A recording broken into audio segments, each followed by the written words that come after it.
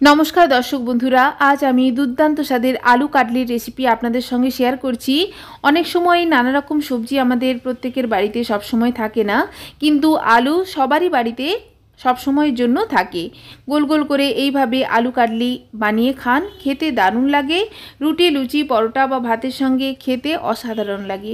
প্রথমেই কড়াইতে পরিমাণ মতো সাদা তেল দিয়ে হাফ চামচ মতো গোটা জিরে ফোড়ন দিয়ে ফোড়ন থেকে সুন্দর গন্ধ বেরিয়ে এলে দিয়ে দেব গোল গোল করে কেটে রাখা পেঁয়াজ। পরিমাণ মতো লবণ আমি প্রথমেই অ্যাড করে দিচ্ছি পেঁয়াজের উপর।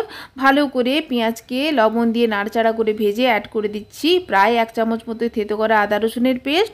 আদা রসুনের পেস্টকে খুব ভালো করে ভাজা ভাজা করে নিয়ে দিয়ে দিচ্ছি 1 চামচ ধনে গুঁড়ো, 1 চামচ জিরে গুঁড়ো, হাফ চামচ মতো কাশ্মীরি রেড চিলি পাউডার ও পরিমাণ মতো হলুদ।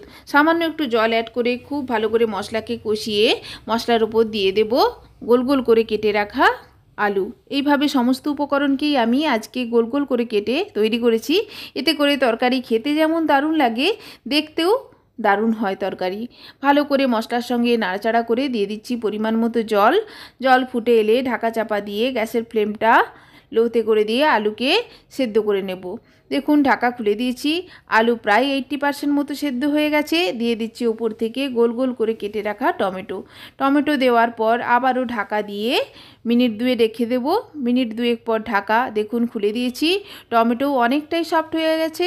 ওপর থেকে দিয়ে দিচ্ছি ড্রাই রোস্ট করা কাসুরি মেথি ও দুটো কাঁচা লঙ্কা সুন্দর একটা ফ্রেশ ফ্লেভারের জন্য, হাফ চামচ মতো গরম মশলার গুঁড়ো ও হাফ চামচ মতো গোলমরিচ গুঁড়ো।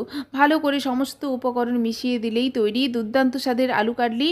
অবশ্যই বাড়িতে একবার রেসিপিটা ট্রাই করবেন, খেতে দারুণ লাগে। আলু দেখুন খুব ভালো করে সেদ্ধ হয়ে গেছে। আমার রেসিপি রেডি সার্ভ করার জন্য। রেসিপি ভালো লাগলে চ্যানেলকে সাবস্ক্রাইব করবেন।